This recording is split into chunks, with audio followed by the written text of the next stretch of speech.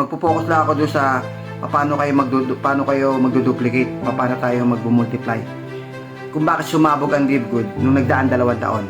Hindi ko sinasuggest, pero ito lang yung sa akin. Kasi yung nagdaang 2 taon, ginawa ko yun. Sumabog naman yung team. Pero ang isipin mo, okay, kung hindi mo yung ginawa, hindi rin naman tayo mag-grow. Kahit sabihin mong tinamaan ka ng attrition ngayon, tinamaan tayo ng attrition ngayon, still malaki pa rin ang number. Malaki pa rin ang bilang niyan. Kung hindi natin ginawa yung sistema o plano nung nakaraang 2 years, kung hindi natin ginawa yun, baka wala tayong number na ganito. Nakukuha niyo yung punto ko. Yung number natin ngayon, consider attrition na yan ha. May attrition na yan. Kung ilan yung number niyan, hindi natin makukuha yung number na yan kung hindi natin ginawa yung program na pinopromote natin nung nakaraang 2 years. Ito yung promotion natin ng 2 years ago. Pinopromote natin, you can earn up to $2,000 even without enrolling a single person. Nagkakaroon ka ng pag-asa, kaya ang daming sumali. Tama, mali? Mismong yung sumali, ang focus niya, kumita ng 100,000 kahit na wala siyang enroll. Nagkakaroon siya ng hope, ay hindi ako magaling mag-invite. Marami na ako sinalihan ganyan, hindi naman ako kumikita eh. Hindi pare, maganda to. Pwede kang kumita by spill over. Kahit hindi ka magaling, pwede kang kumita up to $2,000. Pag bronze ka, up to $4,000. Pero kung wala kang direct referral, up to $2,000. So ngayon yung tao nagkakaroon ngayon ng pag-asa na pwede pa pala ako dyan. Pwede pa pala akong kumita dyan kahit wala akong invite. Kasi nga, marami na akong sinalihan ganyan eh, hirapan ako mag-invite. Marami ng tao ngayon, paano ba kumita dyan? Paano kumita rito? Dalawa lang, magbenta o kaya mag-invite. Bakit ayaw mag-invite? Dapat may reason eh. Bakit ayaw mag-invite? Hahalukayin mo ngayon yung utak ng tao. Kasi ako nung panahon na lagi ako nasa house meeting, mga face to face, tinatanong ko yung mga audience ko eh.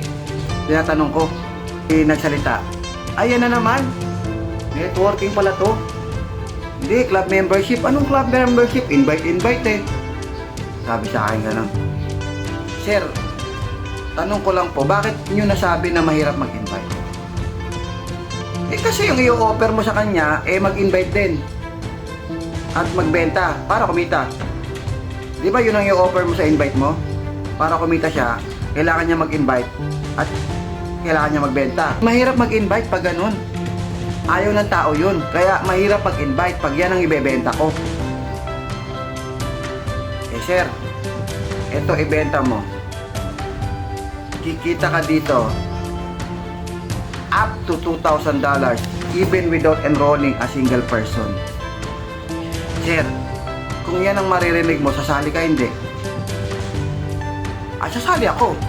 May posibilidad ako kumita. May potential akong kumita. May potential. May chance.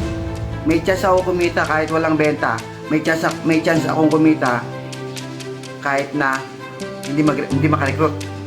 Nag-join siya. On the spot, nag-join siya. O ngayon, sir, binili niyo yung binenta ko na pwede kang kumita kahit walang invite at kahit walang benta. Binili mo. Sir, pwede mo bang ibenta yan? Pag ibinenta mo yan, sir, mahirap pa ba mag-invite?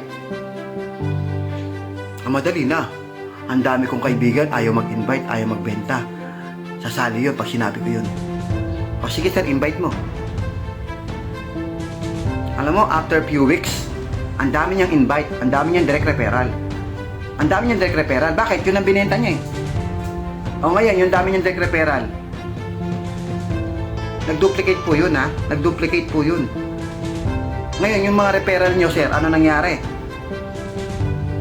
Nag-invite din. Naka-invite din. Naka-invite din yun. Bakit? Ano binenta? Yung binenta mo sa akin, yun din binenta ko sa kanila. At yun din ang ipinabenta ko sa kanila. Nakikita ka even without enrolling a single person or even without selling. Di dumami na kayo, sir. Wala pa yung spillover, sir. Kumikita na kayo, ha. Wala pa yung auto spillover na hinihintay nyo. Kumita na kayo. Sa weekly pastor pa lang, kumikita na kayo lahat, eh. Nag-duplicate po yun ng ilang level. Lahat sila kumikita.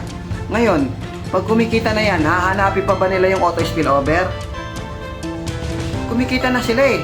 Sa weekly pastor pa lang, second level, silver na siya kaagad eh. Oh, fourth level, hanggang fourth level meron na siya eh. Nagdo-duplicate sila. Doon lumaki ang Live Good Philippines. Akala mo saan lang nasira yan? May pumasok na platform, siniraan tayo, kaya nag-stop sila ng referral. Nag-stop sila mag-refer, pero kung hindi naputol yung chain, tuloy-tuloy po yung invitation. Kasi madaling ibenta yun. Tama?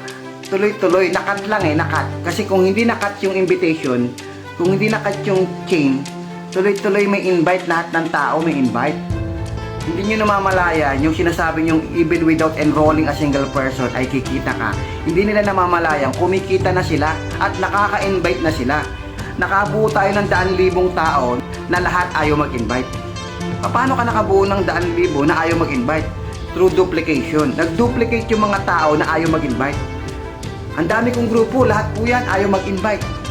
Pero lahat may direct referral. Ano masama doon? Kumita nga sila eh.